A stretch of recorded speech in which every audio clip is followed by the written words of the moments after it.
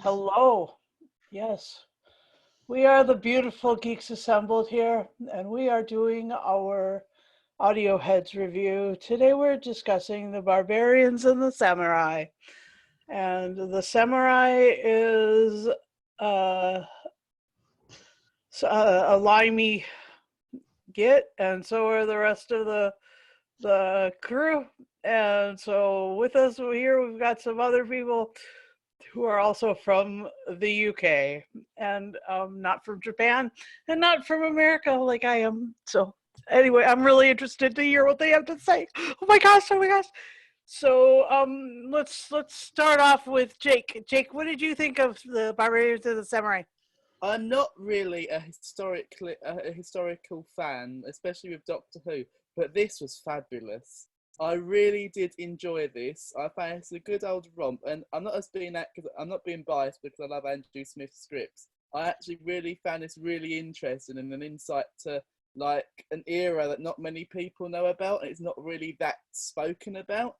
And I think it really worked. And I think I find this better than Invention of Death, actually. I think I enjoyed it more. The team was better, going off and doing their own different thing. I even enjoyed Claudia Grant as Susan in this story, when in other previous sets I haven't. And obviously, the best star of this set is Jenna Powers, Barbara, who is very good in this story, because we all love a Barbara-centered episode, because it showed how in her element she is in, because she is a history teacher. She knows everything. And she was just so strong and to the point. She almost took like the doctor role of the episode in a way, because he kind of took the sidelines. Anyway, it's my opening thoughts. It's good. Thanks very much. And Bebop down to Tottenham from. And what's up? What's up, Philip? Welcome to Audio Heads. I'm really glad you're here. Thank you for that introduction, and it's good to be here. Right, my take on the Barbarian and the Samurai. Um, as Jake said, yeah, but I'm quite keen on historicals with this lot, but this particular story was a lot to take in. There was a lot going on, and I found it hard to get my head around it at some point. Although the story, and it was kind of slightly bloodthirsty in some sense. Am I right in that one person got himself beheaded by someone, and that was actually, well, it wasn't fully orderized, but you can get the sense of it. And I thought, oh, they actually went there. I think my favorite character of this story was the masked samurai, who happens to be a British man who gave up his British heritage to become part of the, is it China or Japan? Which one is it? The China Japan. Empire. The China Empire. I thought his character was very good and very well realized, and the plight of Barbara having to be a slave to the main Emperor King Broke, that was quite good. Susan, I found she was all right. Like Jake's right. She can sometimes be a little bit insufferable in other stories and a bit over the top, but in this one she wasn't too bad. Ian Justin, I kind of liked in this one as well. He was very good in this. The Doctor himself is, you know what, David Badley, as he goes along through these box sets, is getting better at portraying the First Doctor in his own inimical way. Sometimes I find him hard to, accept the First Doctor, but I thought he was good in this one. And that's my bit for now. All right. Thanks, Philip. So, Lee, what's your opening thoughts on this? Whilst Tim gets all situated. I'm like that. I'm 50-50 with the historical ones. Sometimes I like them, sometimes I don't. If this was a televised 7-parter, I would have got bored of it way before, before the end of this. It's only 4 episodes. It works well as a 4-episode story, and the actors in it do well, and the story it grabs me. I was intrigued by this. Yeah, and the actors who play, the Casper Knox and the samurai was all well portrayed. So I did enjoy this one, actually. It had a great feel about it. Over to you, Susan. Thanks, Lee. And Tim, are you with us? Would you like to give your opening thoughts on a barbarian and a samurai?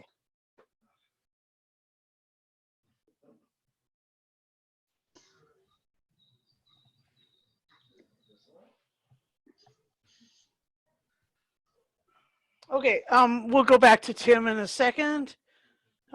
He may be having trouble hearing me at this point, but can No, you hear sorry, me? I didn't. Yeah, I can hear you. Sorry, I'm What's late. your I had opening trouble. thoughts, Opening thoughts. my friend? I thought it was good, but it was kind of by the numbers. I mean, it was just typical average uh, historical story in a way. They go, they get in trouble, then they fix it all up and escape, narrowly escape. I mean, I don't know if that's my fault though, because maybe I don't find the historicals as exciting as the other stories. Because I like the first story in this box set a lot better. But I mean, on the other hand, it's a very good story. It just seemed kind of by the numbers for me. Like, I mean, like the Aztecs is one of my favorite stories, but Oh so yeah. I don't know if it's me or I don't know if it's the story. I think the story was fine, but it was just a little bit by the numbers. I mean, kind of average. All right. Well, in my opinion, it was really good. It felt like a kind of a mirror of the story of Marco Polo.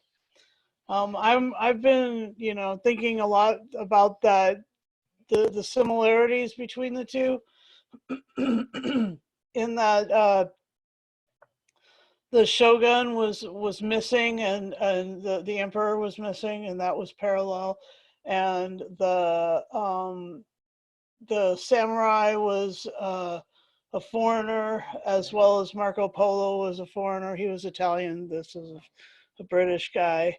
The there were the British guy wanted to sell the shogun powerful weapons, or the other samurai a powerful weapon, and so I mean, like in that, it kind of ran parallel.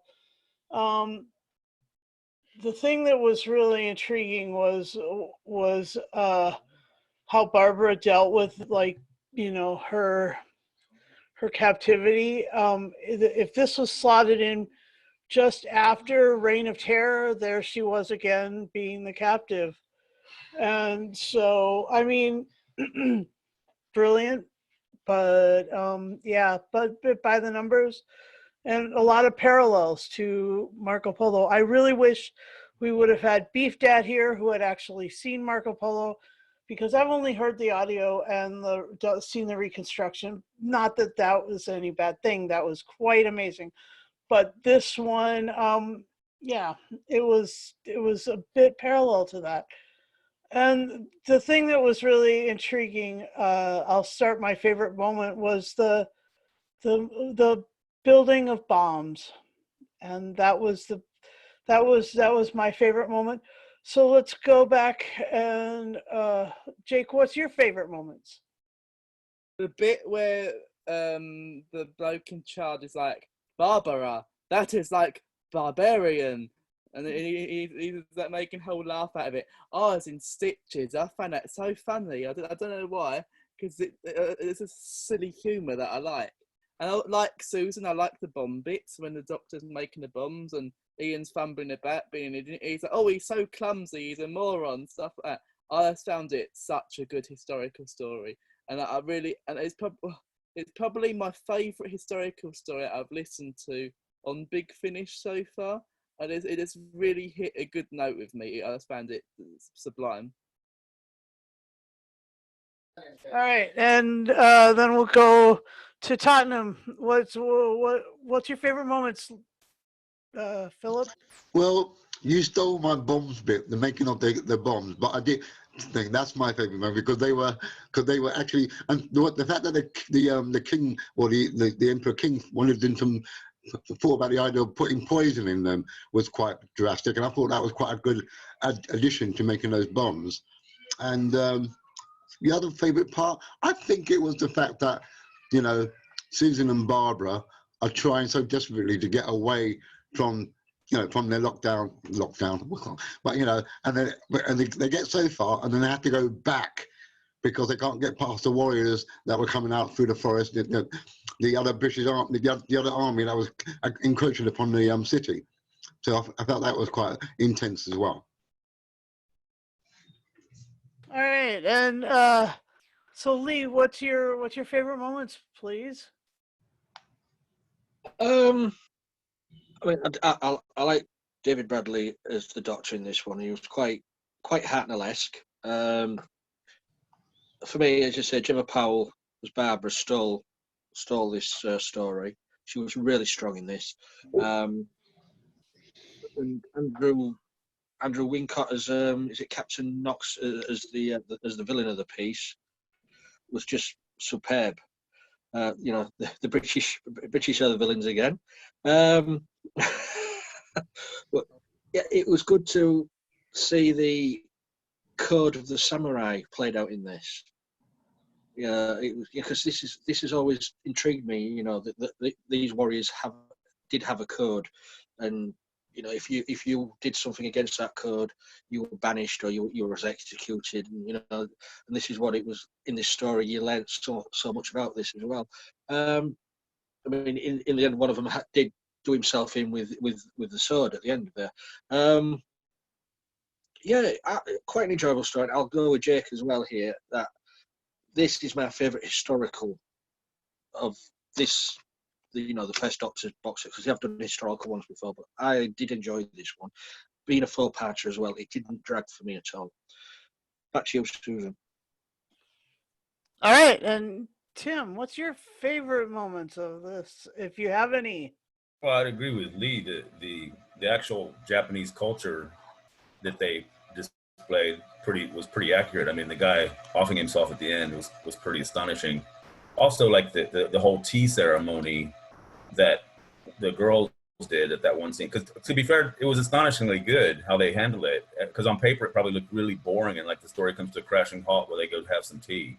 But it didn't come off that way. It came off really as a great example of that culture. So I thought that was really interesting. Yeah, it's a very good story. But I mean, my quibble with it is just that it's a bit average compared to other historicals, or maybe it's just me and historicals. I don't know, because to me, it was very well made, very well acted. The guest cast was really good, but I think it just felt kind of by the numbers for me. I don't know. That's just me. All right. Well, the intriguing thing, I'm going to open the floor. Anybody can say anything. The intriguing thing to me was that you got with the soundscape and the way that they had written it, you could actually feel the island feel of Japan. Like you could feel that on one coast there was British ships, and on the other coast lived and on another island or another coast lived the shogunate, and like that was really it was palpable. And anything else anybody want to say? It did have the feel of the classic Hartnell's era of historical, and this is why I enjoyed it so much. I mean, this could have fitted into the TV series so well. You know what I mean? You're right about it being four parts is better as well, because if they had done this in 6, it would have dragged. I mean, yeah, exactly. If it's four parts for me, is the ideal length of a Doctor Who adventure. But yeah, I just enjoyed the feel of it. It was something different, refreshing. I know several of you said by the numbers, but it's good to have a story where there's no science fiction involved. It's just a straight story of them trying to get back to the Tardis. A little history, a little real science, though. That was cool. Anything else? I guess I could have done without the love story bit, though. But I guess, I mean, to be fair, that's part of it, and it gives the girl, was it Keiko, a reason to do what she does by having her forbidden romance with that former samurai guy, right? So it all fits together pretty good. I like the love story. I like the love story in it, because I feel it adds a bit more to the culture of the era they was in. And without that, I don't think it would have been fully fleshed out, if that made sense. Because it just shows their attitude towards women a bit more, if that makes sense. Yeah. There we Well, go. it was historically negative towards women, wasn't it? I mean, they got that right. Yeah. And okay. So if that's everything, why don't we rate it and do our final say? If that's right. Okay, so let's start off and go the opposite direction. Let's flip it and let's go to Tim first. I'll give it an 8.5. All right. And then let's go to Lee. I'm going to give it a 10 because every box set that comes out with David Bradley doing these, he's getting better and better. He is really stepping into Hartnell's shoes. Every box set he does. Okay, he doesn't sort of sound like Hartnell, but you're getting the essence of Hartnell, and that's the good thing. So yeah, it's 10 for me. Enjoyed it. Awesome. And then Philip, you? Ordinarily, I do like historicals in this range, but this one just didn't really engage me as much as the others have. But even still, it was okay for what it was. I'm going to give it a 7 because it's a good effort. So I'll give it a 7, but it's not one of my best historicals in this range at present. Okay, we've got an 8.5, a 10, and a 7. Jake, what's your score? A very fine Andrew Smith script, and I'm going to give it a 10 like Lee did. All right. 2 10s, an 8.5, and a 7. And because it reminded me so much of Marco Polo, I'll give it a 10 as well. I am surprised that the Tardis team is beginning to sound like the Doctor and his companions in reality. Like they are the same. They are beginning to feel like a cohesive unit, and I would say they always have. I haven't had a problem with this team. I think it works out pretty good, but it's really a caricature of the original group. It I is. mean, it's not meant to. To me, it's kind of cartoony, but it works. Yeah, I can see that. That's a good way of putting it.